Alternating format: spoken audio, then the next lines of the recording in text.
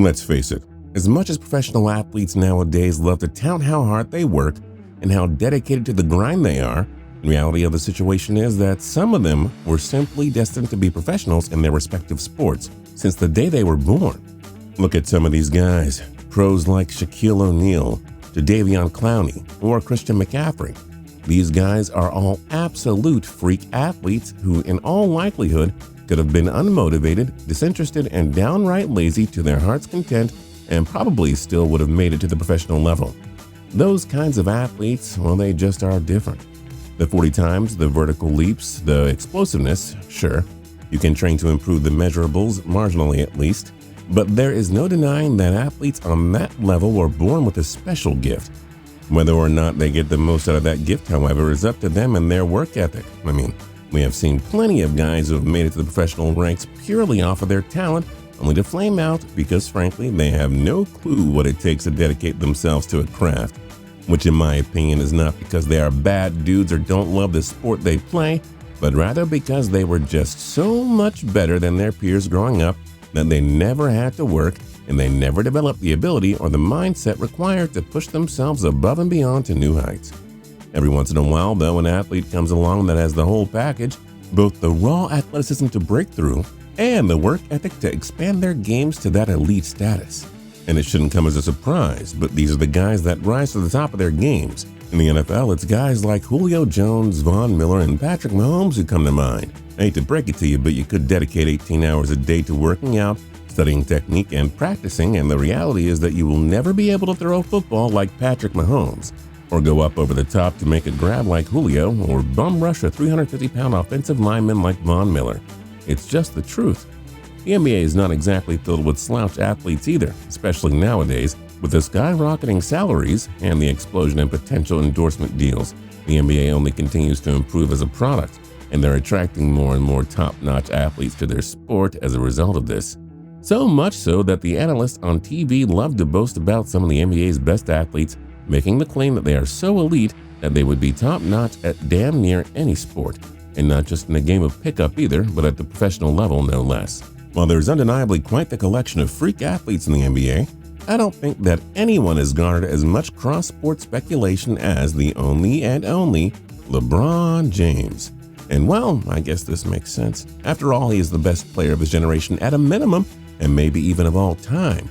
James possesses an absolutely ridiculous combination of size, speed, and work ethic, so I get why people so wholeheartedly think he could make it in any sport he chooses. It's hard to imagine him failing at anything athletic. Of course, people love to speculate about his prowess on the soccer pitch whenever the U.S. men's soccer team is floundering about.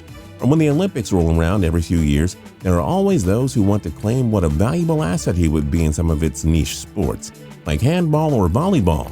But I think the most popular daydream of all is wondering what LeBron James would look like with shoulder pads and a helmet on, tearing up the gridiron on Sundays. After all, it's the most popular sport in America these days, and unlike soccer or volleyball, this one is not entirely rooted in fantasy either. Before LeBron James shifted his focus to solely basketball following his junior year of high school, the budding superstar was a beast on the competitive Ohio high school football circuit.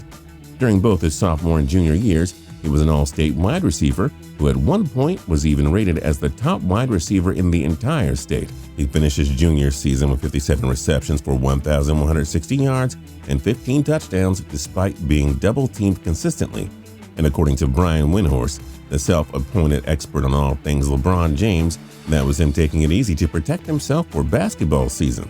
If he really wanted to be a full-out wide receiver, he probably could have had 500 more yards receiving and 10 more touchdowns, Windhorst said. He just had to protect himself, which you can't blame him for. So I guess it's just somewhat understandable that people still believe that even now, over a decade and a half removed from his days on the gridiron, he could take his freakish size and athleticism back to the football field with no problems. And apparently we were closer to this being a reality than we ever realized, as LeBron recently revealed that he not only started to explore the possibilities of playing professional football during his NBA career, but he actually got a signed contract from Jerry Jones, the owner of the Dallas Cowboys. Obviously, Jerry loves publicity, but his offer was as serious as they come. And because it took place back in 2011, while the NBA was in the midst of a vicious lockout and its season was very much hanging in the balance, according to LeBron, he actually started training to make the transition. The thought came to my mind, James said. I had no idea how long the lockout was going to be, and myself and my trainer, Mike Mancias, we really started to actually train to be a football player when it came to like October and November. We started to clock our times with the 40s. We started to add a little bit more in our bench presses and things of that nature. We started to add more sledding to our agenda with our workouts. And not only has LeBron admitted that he started to train for the switch, but he has also commented on just how passionate he was about football, to the point that the game he once played and unceremoniously left still haunts his dreams. Never having the ability to finish my high school career, of playing like my senior year, I have dreams all the time about playing football, James said. It's crazy because I actually never run on the field in my dreams. It always gets to the point where I'm either in the locker room or getting dressed for talking about it or seeing the fans. As soon as I am about to run onto the field, something else happens in my dream. Something always happens like that. With a guy standing at 6 foot 9 inches and carrying a muscular 250-pound frame throughout the majority of his NBA career, it's truly frightening to imagine what bulky LeBron would have looked like if he had stuck with his football training.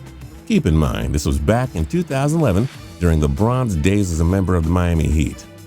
I don't know how many of you tracked LeBron's physique throughout the years, but while he played for Miami, the already muscular James took it to a whole new level.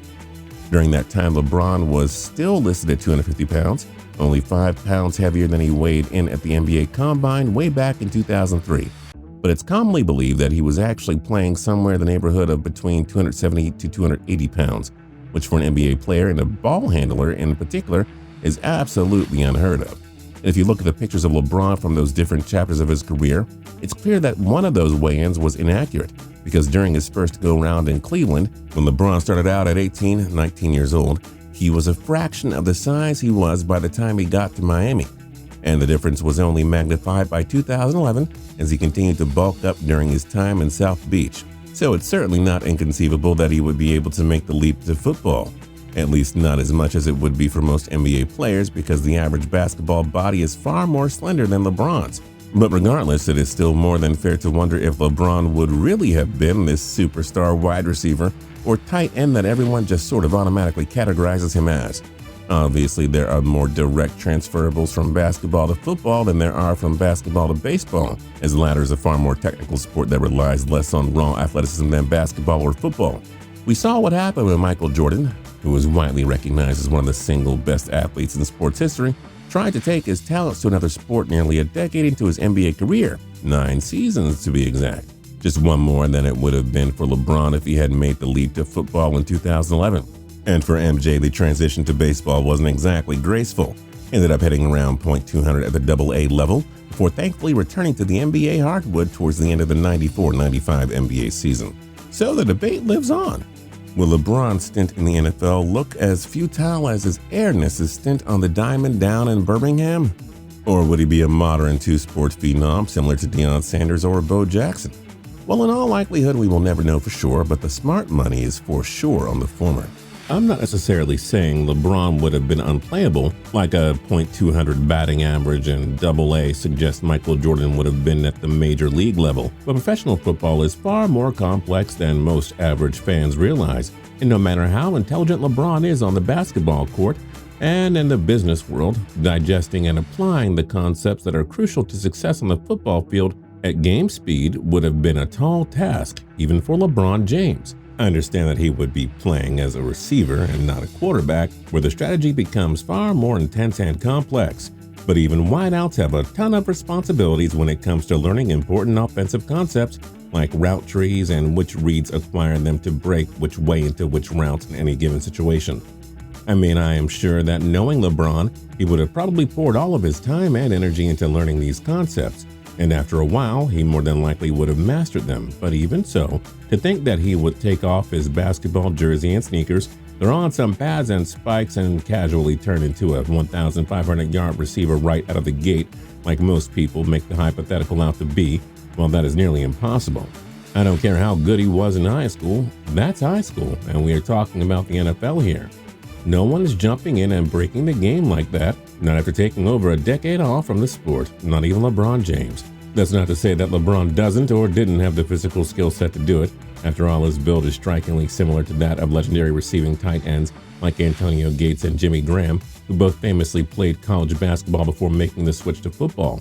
But his potential to be a star in the NFL, at least in 2011, after all the time he took off from the game, well, the truth is that's overblown. LeBron lacks the instincts, the knowledge, and the experience to just show up and become a Pro Bowler in the NFL. Obviously, this is a completely different story if LeBron doesn't go directly from high school to the NBA. Maybe if he plays college ball and ends up playing both sports, he would have built the foundation necessary to make a transition that far removed from his playing days.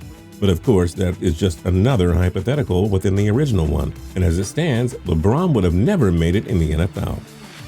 Do you think LeBron James could be a dominant player in the NFL? Let us know your thoughts in the comment section down below. If you liked the video, then like the video. We'd really appreciate it.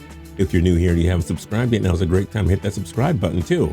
And don't forget to tune in to TPS every single day for more cool videos.